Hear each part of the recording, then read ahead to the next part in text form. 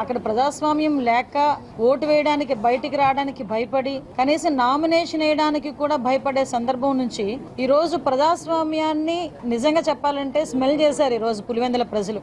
ప్రజాస్వామ్యం ఇలా ఉంటుందా అని దాన్ని ఈ రోజు ఆస్వాదించడం జరిగింది. ఈ రోజు మా గవర్నమెంట్ మంచి ప్రభుత్వము అని ఒకటి చెప్పడానికి స్టేట్ మొత్తం మా వెనకాతలు ఉంది అన్న సంగతి ఒక ఎత్తు అయితే పులివెందుల ప్రజలు కూడా ఈ రోజు స్వాగతించారు అన్నదైతే చాలా క్లియర్ కట్ మనకి ఈ రోజు కనిపిస్తా ఉంది. దానిలో భాగంగానే ఈ రోజు పులివెందుల జడ్పీటీసీ అదేవిధంగా ఒంటిమిట్ట జడ్పీటీసీ కూడా తెలుగుదేశం పార్టీ కైవసం చేసుకోవటం, దట్టు పులివెందుల్లో 6,000 పైన ఓట్ల మెజారిటీ 683 మాత్రమే వైఎస్ఆర్సీపీకి రావటం, 6,000 ఓట్ల పైన మెజారిటీతో ఈ రోజు తెలుగుదేశం పార్టీ జడ్పీటీసీ కైవసం చేసుకోవటం నిజంగా పులివెందుల ప్రజలు ప్రజాస్వామ్యాన్ని ఆహ్వానించారు అన్నది ఒకటి.